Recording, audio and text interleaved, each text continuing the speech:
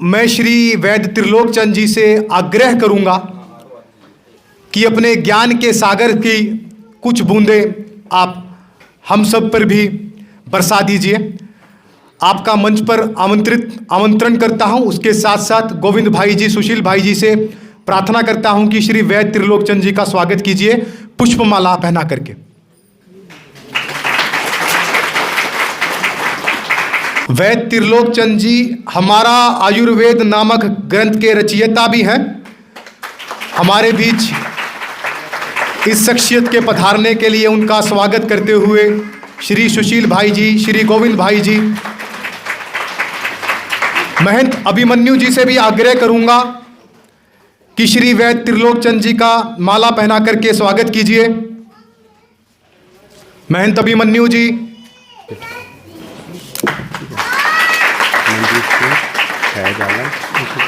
श्री दीपक भाई आर्य जी से भी मैं आग्रह करूंगा वैद्य जी का माला पहना करके स्वागत कीजिए।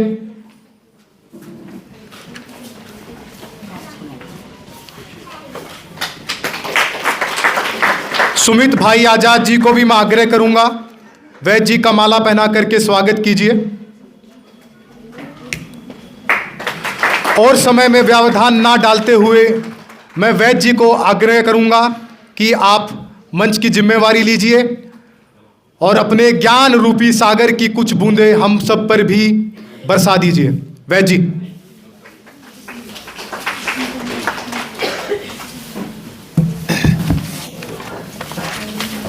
सबको नमस्कार।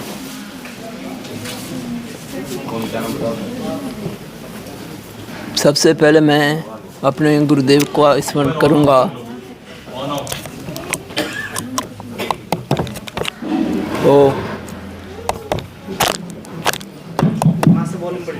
ओम श्री आशुतोषाय नमः। ओम श्री आशुतोषाय नमः। ओम श्री आशुतोषाय नमः। सभी आयुर्वेद प्रेमियों को मेरा नमस्कार। राजीव दीक्षित जी ने जो काम किया है वो हम उनसे कभी उत्तीर्ण नहीं हो सकते, उनके ऋण से कभी उत्तीर्ण नहीं हो सकते। थोड़ा नीचे हम उनके ऋण से कभी उत्तीर्ण नहीं हो सकते। और गोविंद भैया ने जो काम किया है वो भी उन्होंने इतना काम कर दिया है कि लोग आयुर्वेद की तरफ जुड़ रहे हैं। हम जो इन चीज़ों को भूल चुके थे, हमारे रसोई घर में जो जो चीज़ें थी वो गोविंद जी ने आपके सामने रखा आयुर्वेद दीक्षित जी के मार्गदर्शन में। तो मैं वैसे तो मेरा जो लिख के लाया था वो कम से कम 20 मिनट का था, तो उस पर मैं नहीं बोल पाऊँगा क्योंकि और भी कई लोग हैं बोलने वाले। मैं सिर्फ आपको इतना कहना चाहूँगा कि आयुर्वेद को लगभग आयुर्वेद ख़त्म हो चुका था। अगर राजीव जी न आते, वो काम न करते तो आयुर्वेद ख़त्म हो चुका था और उस समय के शासन ने इसको ख़त्म करने की योजना बना रखी थी।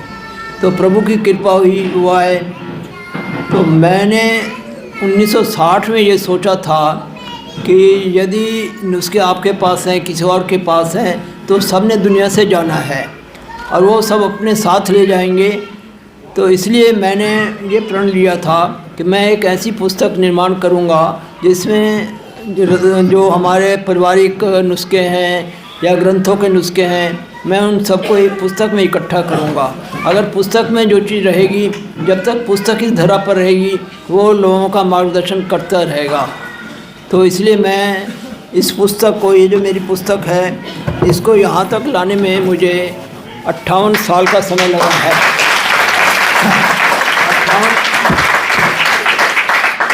58 साल कोई छोटा टाइम नहीं होता, पूरी ज़िंदगी होती है। और मैंने कोशिश की है, जिससे नुस्खा लिया है उसका नाम दिया है, और जिस चिकित्सक ने उस नुस्खे से, मेरी किताब में दिए हुए नुस्खे से जिस रोगी को ठीक किया है, उस चिकित्सक का नाम, पता, फ़ोन नंबर, और जो रोगी उससे ठीक हुआ है उसका नाम, पता और पूरा एड्रेस, सारा कुछ उसमें मैंने दिया है। इससे सबसे बड़ी बात क्या होगी कि मान लो कोई आपको शंका है तो आप मेरे से पूछने के बजाय उस व्यक्ति से पूछिए, तो आपका अच्छा मार्गदर्शन होगा।